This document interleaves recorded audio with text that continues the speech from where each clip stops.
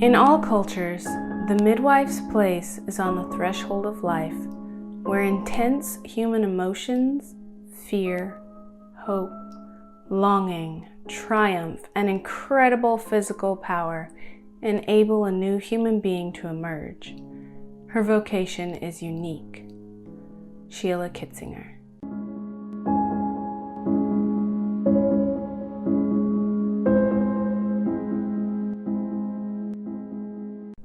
Hello, witches, women, and other magical listeners. I'm Hannah, the bipolar bisexual host of this bi-weekly podcast of Witches and Women. Welcome to episode 2 of season 2. Of Witches and Women is a herstory podcast in which I explore the lives and histories of women forgotten, ignored, and misrepresented for too long. This season of the podcast will include interviews with amazing women in medicine, starting today, as well as the stories of women who made medicine in the beginning and who have improved it along the way. Interestingly, women healers have historically been the first to be labeled as witches and the first to be oppressed, tortured, killed, and used by men in power. Their stories are hard to uncover and many have been lost forever. This season, we are uncovering our magical legacy and embracing our history of witchcraft, confidence, and strength. Be sure you and your coven are subscribed to the pod on Apple or Google Podcasts or Spotify, and connect with your sisters through the Of Witches and Women Instagram, Twitter, Reddit, or Facebook. In the exciting stuff department, both the Of Witches and Women shop and the Grimoire Gallery have been updated with new merchandise and artwork, reflective of our new season. Go on to ofwitchesandwomen.com and visit the shop, where you'll find custom magical merchandise. Lots of the new merchandise is limited edition, so get your Witches in Medicine merch soon. This season, in light of the theme of witches and women in medicine and the global pandemic we're experiencing together, proceeds from every purchase of the Witches Made Medicine limited edition t-shirt and stickers will be donated to a nonprofit that we will research and choose together later in the season. So make sure we're connected on social media so you can help make that choice. And once you have your swag, be sure to check out the Grimoire Gallery, our internet gallery curated by today's working artists and featuring art about witches and women in medicine. If you see something you like in the Grimoire Gallery, you can link to the artist portfolio site to see, share, or purchase more of their work. Thanks to you, my witches, we have surpassed 10,000 streams. Thank you so much. Keep on listening and sharing, and we'll keep on growing and improving. Of course, once you've scoped out the new stuff in the shop and the Grimoire Gallery, you can view show notes and listen to episodes in the Lamia Library. And finally, while you're on ofwitchesandwomen.com, please subscribe to my newsletter, The Oracle, at the bottom of any page of the Of Witches and Women website. Just scroll down and add your email address. The Oracle will start up again soon, and we'll continue to tell the shorter, more obscure stories we won't get to cover on the show, share the biographies of our Grimoire Gallery artists, and other exclusive content.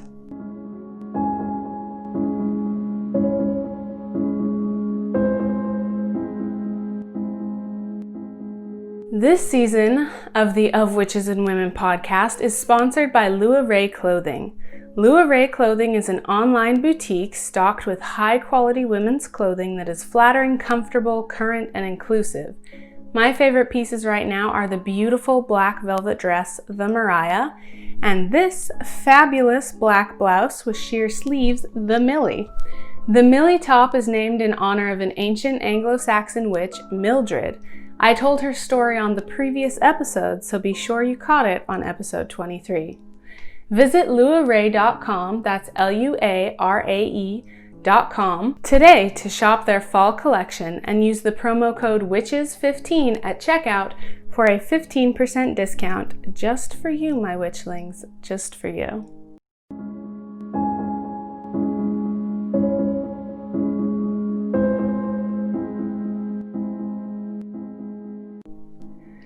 Today, I'm so excited to share with you this interview with Nikki Helms. Nikki is an amazing midwife in San Diego, California. She's been practicing for years and empowers women to have a little more control over their birth experience while providing a safe, encouraging environment and years of training and experience. Nikki owns her own practice, Your Community Midwife, and also offers educational services at the Birth Education Center. She has 2 lovely daughters and is one of only a handful of Black midwife practitioners in the San Diego area.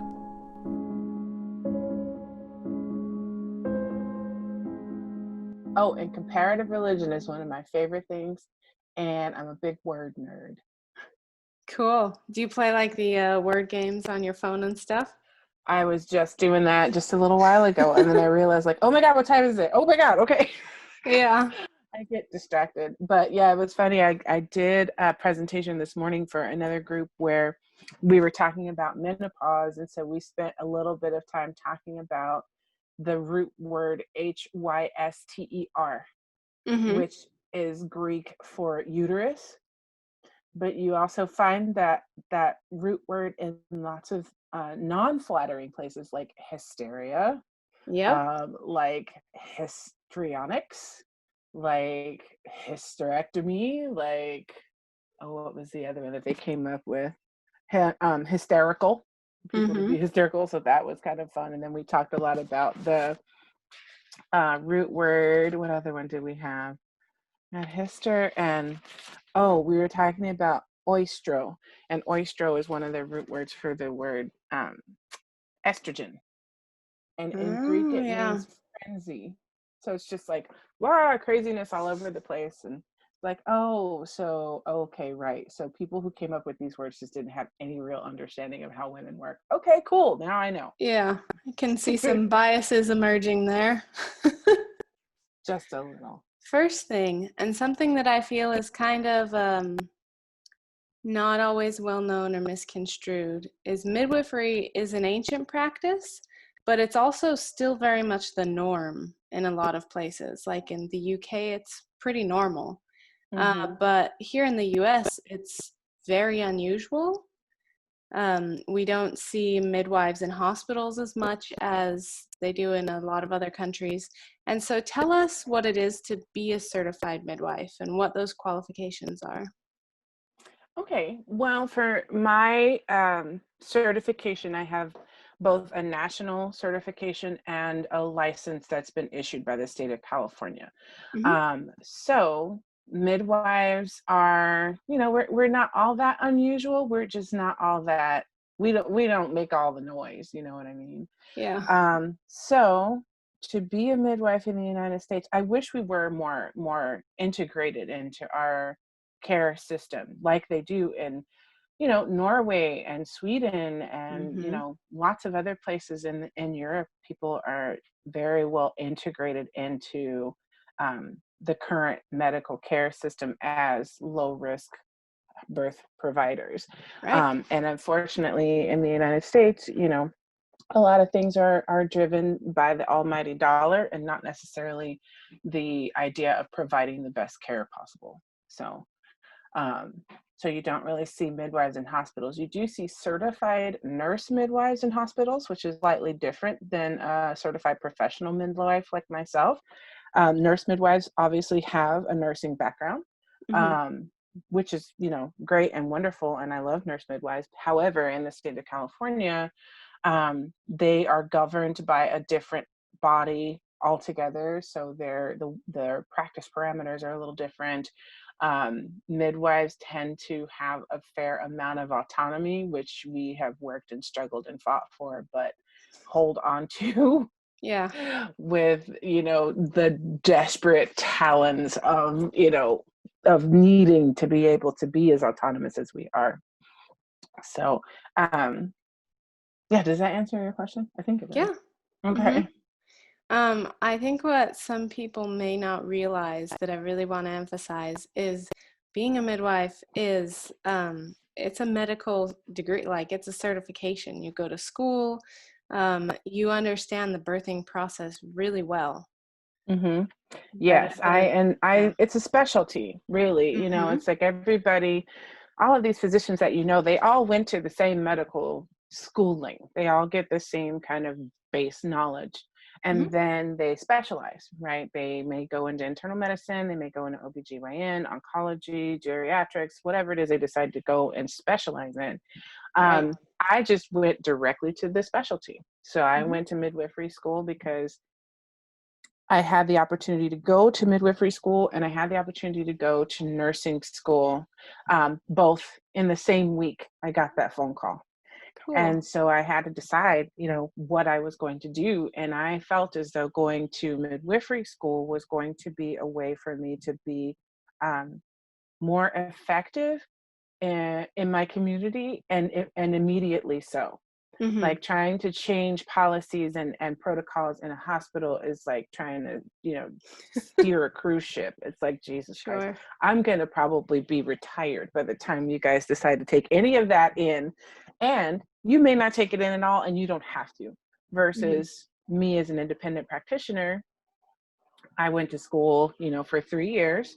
And then that was just the didactic education part. And then in addition to that, I did a hands-on apprenticeship model Hmm. on top of that. So those 3 years and then 3 years of apprenticeship ran concurrently. And then I did an additional 2 years of apprenticeship, hands-on apprenticeship after I was done with school. So, I've been helping to catch babies for like, 7 years now, Hmm. which has been amazing and wonderful. But I also know too that, there are things that I, as a midwife, learned how to do that, physicians who are delivering hospital babies in hospitals don't know how to do. Hmm. Breech birth, for instance, we spend a good amount of time learning how to facilitate a breech birth, but we're not allowed to facilitate breech birth. So every once in a while it happens where it's an accident where, Sure. baby, we're seeing like a butt in front of instead of a head. It's like, oh, well, surprising. Okay. So we Hmm. know how to handle that. But a lot of times when physicians are seeing that in hospitals, they're like, oh, nope, surgery, don't know what to Right. do. Immediate So C-section. right, exactly. So our knowledge from, the perspective of being a community-based midwife is that we have a lot of skills that are specific to low risk, normal physiologic birth, which Hmm. is our specialty, which is why, wherever anybody says, oh, it's the first time I've ever had a baby and I'm a marathon runner and I'm super healthy, but I think I'm going to go to the hospital. It's like, oh, why would you do that? It just Hmm. doesn't compute at all. So yes, we are very, very specialized in normal physiologic unmedicated birth. So if that's what you want, you get yourself a midwife. Very cool. It's very good to know. Yeah, I think so. A lot of people just don't realize that's all that we do. I have a Hmm. lot of people that may think that, oh, midwives, because in line with what your subject matter is, we talked about how the midwives were the cunning women and the root women and the women who knew all of the remedies for all of the things, and Hmm. so they knew how to catch the babies. So that's why a lot of times, again, you find that this patriarchal society is a little bit afraid of things that they don't understand and a little bit afraid of things that will go well if you don't Hmm. mess with it. Like if you just leave it be, if you just leave it alone, it'll Hmm. probably be fine. And Yeah. that's kind of the approach that we take in midwifery is that, well, let's not mess with it until we have to. And then Sure. once we have to, we mess with it quickly, efficiently, and as little as possible. Tell me about some of the highs and some of the lows with what you do. Like, what are some really wonderful moments or some really hard moments that you've had to experience? Well, I mean, of course, the wonderful moments are always, when babies are born. Everybody loves that, right? I mean, Hmm. I don't know people who don't like babies. So babies are always great, Hmm. Um, it's always really very interesting to see a person who is birthing and watch them really transform throughout the process of birth. Um, I had one client who bless her heart, she got it. She was in active labor and she was in the birth tub, and she looked up at me and she said, "Nikki," and I said, "Yeah." And she goes, "I don't do this anymore." I said, "Ooh, okay. Well," and she's, "No, I'm serious. I'm done. I don't want to do this anymore." And I said, "Okay, so does that mean you want to go to the hospital, or what does that mean?" She says, "No, I'm just over it." Okay, well, how about you have a baby and then we could just be done with this whole thing? She Yeah. said, "Okay, that sounds great." So watching women go from, because I do my best to try and get folks into my care as early as is reasonable for them. And so Mm-hmm. it's interesting to watch a woman, over the course of almost a year, go from this person who is like, "Oh, I think I felt a flutter and la la la," and work with them and learn from them and learn with them and share with them and become part of their, their community. And then Mm-hmm. when the time comes for them to have the baby, they look at you like, "Okay, this is it." And I'm like, "Yeah, it is." And so being able to be, with birthing folks through that whole transition it's just the best. Um, Lows of midwifery, almost always, um, if something negative happens, which I've been, very lucky that nothing negative has happened. I feel like I've been very fortunate, but I also feel like I work with very skilled midwives so that, Mm-hmm. those unfortunate things don't happen nearly as often. We have to be very conservative in the way we treat certain pregnancy afflictions. We have to be very diligent about how we treat those pregnancy afflictions. So, sometimes the little part is being on call, because I'm on call 24/7 for my clients. Mm-hmm. When they hit their 37th week of pregnancy. So it could be anywhere between then and the 42nd week. And in the state of California, the law states that we have to transfer care at 42 weeks. Mm. So for that time period, for that person, I am on call. I cannot leave town.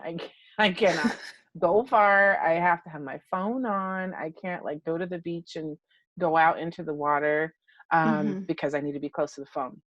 I have missed birthdays. I missed Christmas this year. Mm-hmm. Um, on Christmas Day, I went to a birth. So, those sorts of things can be considered a little bit, of like, "Oh, well, it's not my favorite part." But I think, the thing that bolsters that up is the fact that like my daughters will say, "Mommy, are you going to go help mommy have a baby?" And I'm like, "Yeah." "Okay, mommy, see you later." So Aw. they're not upset at the fact, because basically, I've been doing this with the 9-year-old pretty much her whole life that Mm-hmm. she's, even known or cared that I existed. It's like pretty much her whole life. And the 15-year-old has watched me kind of grow into this profession and Mm-hmm. be really nervous and be really inexperienced and grow into this now, fairly experienced midwife role. So lows are, missing the occasional school event or having to take two cars everywhere because I might have to go, the Mm-hmm. inability to commit to things. Sometimes I don't commit to like volunteering in the kids' classrooms or things like that, driving for field trips because I can't run the risk that, 6 teenagers are going to be stranded somewhere because I had to go to Mm-hmm. a birth. Right.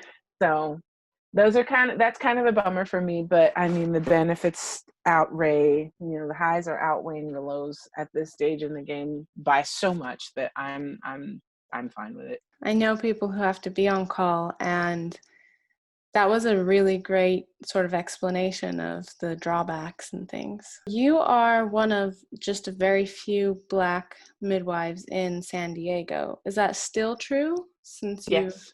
yeah? Yep, So I am 25% of the Black midwives in San Diego. That's very few. That is very few. And funnily enough, we all know each other and we've all worked together. And Mm-hmm. so. So, what patterns have you and your three colleagues, right? I can math. Yeah.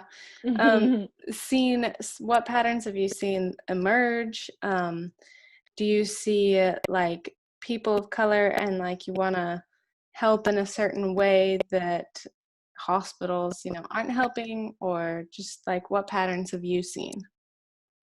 Um, well, I mean, the patterns that I've seen have not necessarily been specific to birthers of color.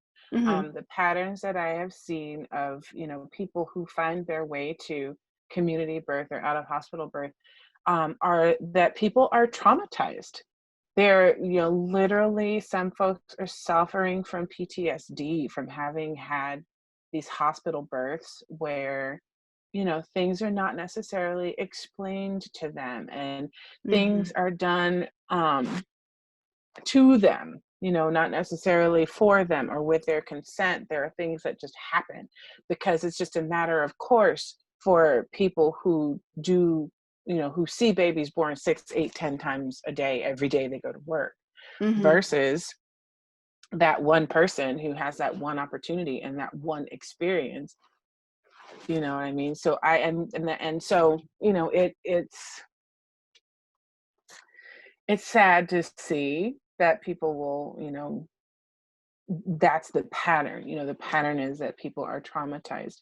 I I have I meet most of the people I meet nowadays in the home birth community are those that either they were born at home Mm-hmm. and their parents were born at home, and so it's just par for the course for them. Like you have babies at home, it's just what you do. Sure. Mm-hmm. The other side of that coin is people who were, who come to home birth as a second or third or sometimes even fourth time birther, and have had experiences in the hospital that were traumatic the first time, and then they say, okay, well, I'll give it another shot the second time, and I'll give it another shot the third time. And so they come to home birth with these high expectations, but also, the hope that their trauma is not given any further merit. They don't want to be continually traumatized.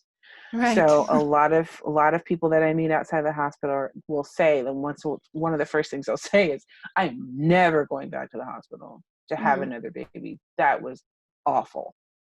So have you seen people be able to heal from trauma as they experience, a totally different way of giving birth? I can definitely see an improvement in the way people relate to their birthing experience. I can't really speak Perfect. to whether or not people are, healed from their trauma, because I don't Mm-hmm. know, but I can definitely see a difference between like the person that comes in at the very beginning of their second pregnancy and is like, look, I had a traumatic birth and da da da da, and you're not going to do X, and this is not going to happen, and they're very like directive about Mm-hmm. what their care is going to look like. And as time goes on, and as they realize that, midwives have this particular skill set that makes it so that you have choices and you have, this consumer driven care, and you tell me what you want to do, you see Mm-hmm. that soften, like, oh, well, okay, and people realize that, that we're in this together. I'm not an adversary, I'm an advocate. I want you to have what you want. I'm Mm-hmm. not working against you. I'm going to tell you what I think, and you can do whatever you want to with that, but I'm not your adversary. Mm-hmm. And so that I find to be, um, a really lovely change that happens over that time.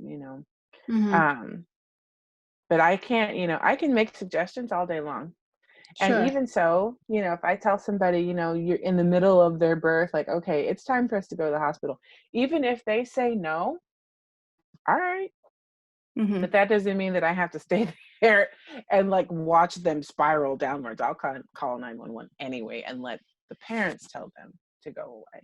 Mm-hmm. So, hospitals are there when we need them, and they're great when we need them. It's just that I think people are at a stage now where they just are not sure what else to do. They're not sure, or they're not aware that there are other options for birth, because birth is not, it's not a medical event.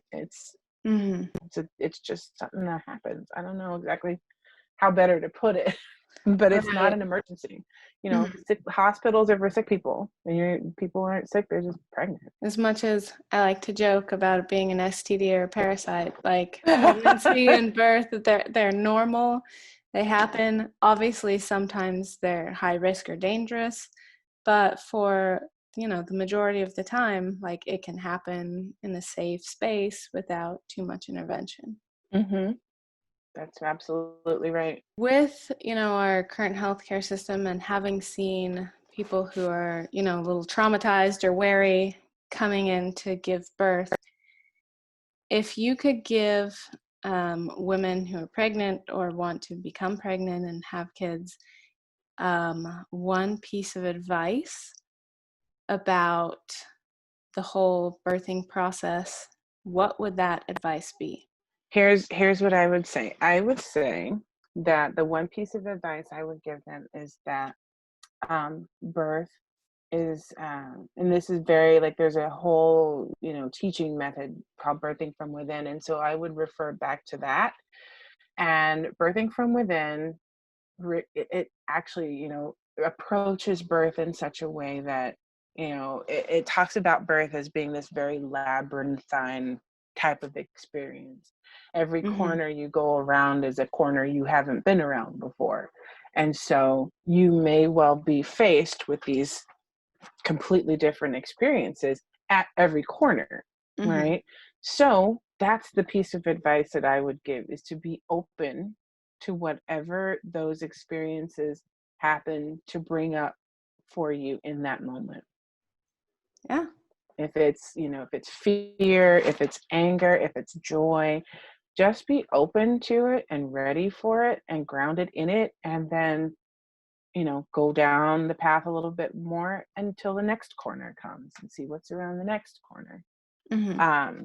The story we talked about the story of Inanna, when we learned about our birthing from within labyrinth, and about how she had to shed all these aspects of herself to really be reborn. And so that is Mm-hmm. that metaphor is used a lot, especially in the birthing from within series of classes that you can take, is the fact that you do have to go into this labyrinth of birth and labor and shed all of the things that help you to kind of keep it together, in the Mm-hmm. face of other people, or on the face of society. You put your hair up, and you put your lipstick on, and you put your earrings in, and all of that. And labor and birth takes you to a place that you rarely go to.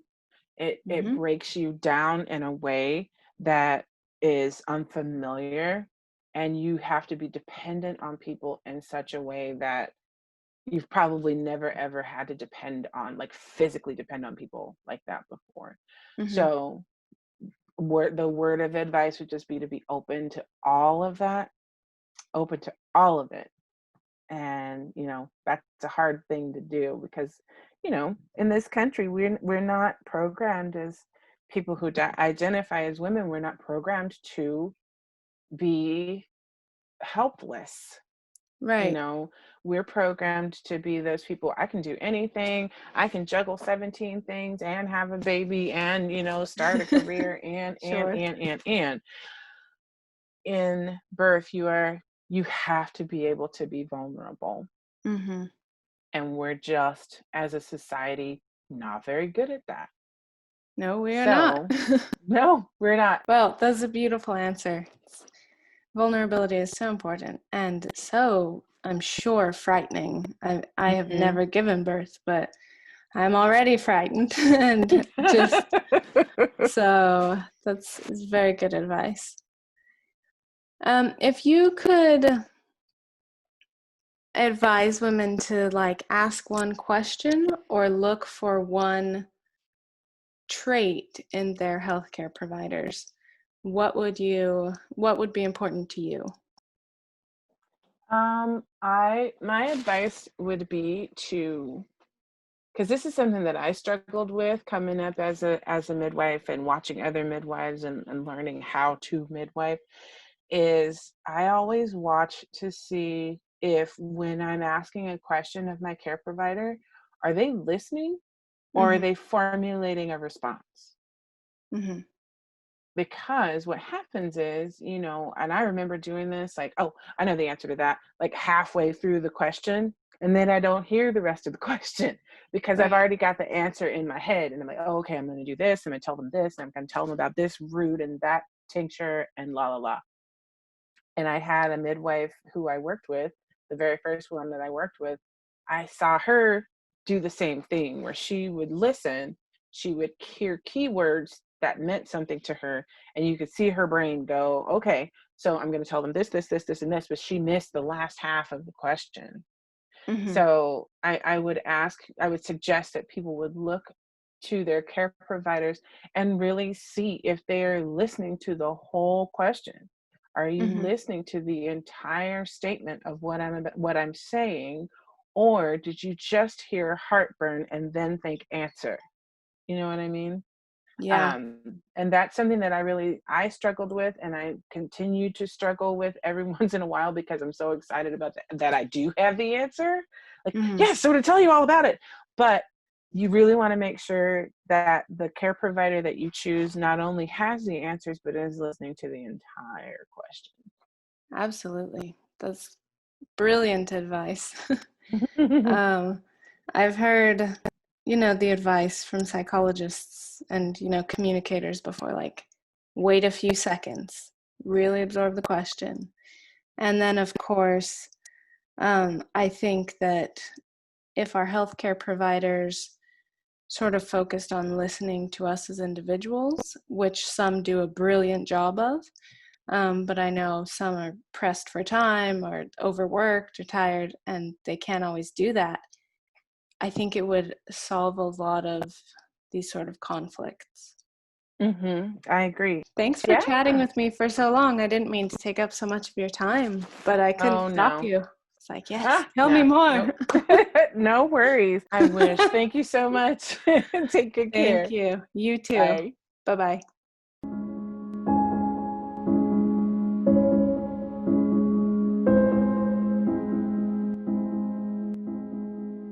For time immemorial, the females of the species have given birth or laid the eggs. From turtles to dolphins to elephants to cats and thousands more, the gals have always had the children and gone right back to business. Childbirth has always been risky. Infants are at high risk of being eaten, injured, or left behind, and birthing mothers are at risk of injury, infection, and death. So it's no wonder that as humanoid species began to evolve and the women began to recognize patterns of birth and death, they began to care for themselves and each other. Some monkeys have been documented giving birth with a midwife attendant monkey. The midwife monkey senses the mother's distress, helps pull the baby from the birth canal, and holds the baby after the mother has held and cleaned the baby while the mother is eating the placenta to supply herself with the nutrients that she has just lost. So I wonder, who was the first human midwife? What did she learn, and how did she provide comfort and medical attention to the mothers of her tribe? Though we have no records and history has forgotten her, she is the reason that we all exist. Along with the ability to walk upright and communicate, midwives have evolved as a natural part of human existence to support other women through the pain and dangers of childbirth. While we don't know very much about them, we do know that the women of prehistoric Africa did support each other through childbirth. Midwifery was a universally taught skill passed from mother to daughter or aunt to niece, who all helped and supported each other and their communities. So, for as long as women have given birth, there have been midwives. I suspect at first it was a respected position in the community. But slowly in Western history, as men began to control the health narrative, midwifery became a dangerous practice. In the Malleus Maleficarum, an infamous witch-hunting guide claimed that witches masquerading as midwives were the most dangerous kind of witches because of the damage they could inflict upon a new family, making anger and suspicion towards midwives even worse. Even before this, midwives had fallen out of popularity before in ancient Greece when the Senate decided doctors were more qualified to take care of wealthy women. The women were not consulted, of course, and they were not really charmed or reassured by the doctors' awful assumptions and attitudes. Doctors of the time had little knowledge of the female body and were not nearly as up-to-date as the common midwife in poultices, birthing positions, and more. Thus, agnotiki, a midwife who dressed as a man to attend medical school and work as a doctor, was in high demand among the wealthy women of the time. After Greece, Romans were the first to document the cesarean section.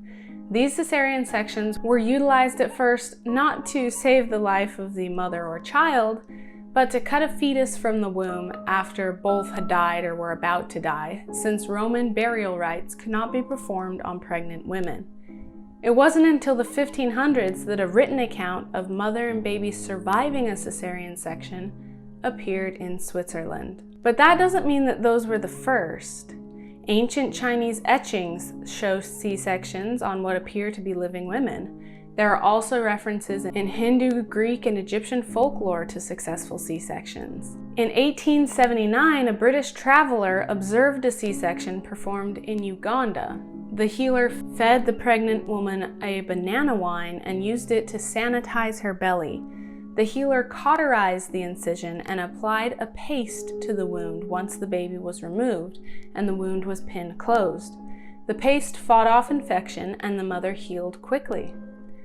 It's obvious that this wasn't the first successful C-section in Africa, as the procedure seemed commonplace and was performed with such efficiency and accuracy. In fact, it's likely that the procedure had been honed in dozens of places across the globe for hundreds of years by medical practitioners, healers, and midwives. It's not a stretch to acknowledge that in Africa, where midwives and childbirth have existed the longest, healers have been working on crafting a surgical procedure to save both mother and child for a long time, possibly millennia.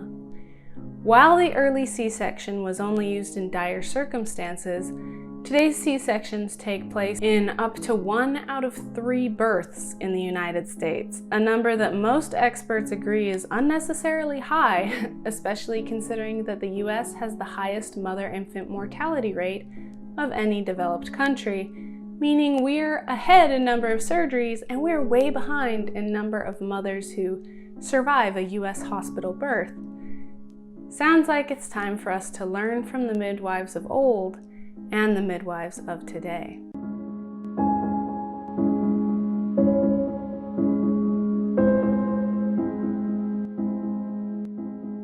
Today's spell is easy. This Halloween, try propping your broom by the door bristles down to invite spirits into your home. After Samhain or Halloween is over, flip your broom to face the bristles up to invite the Halloween spirits and energy to leave your home. Easy as that.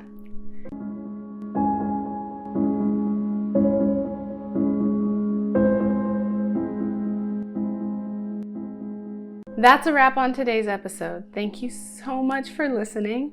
Be sure you and your coven are subscribed to Of Witches and Women on Apple or Google Podcasts and Spotify, and please write me a magical review on your podcast app so others can find and enjoy the show as well. Thanks to you, my amazing witchlings, we've already had well over 10,000 streams. If magic wasn't involved, I don't know how we would have gotten here. Be sure to connect to me and the pod on social media and look up ofwitchesandwomen.com for even more great content and to subscribe to The Oracle. Stay fierce, witches. I'll catch you next time. Of Witches and Women is brought to you by SHH Media, LLC.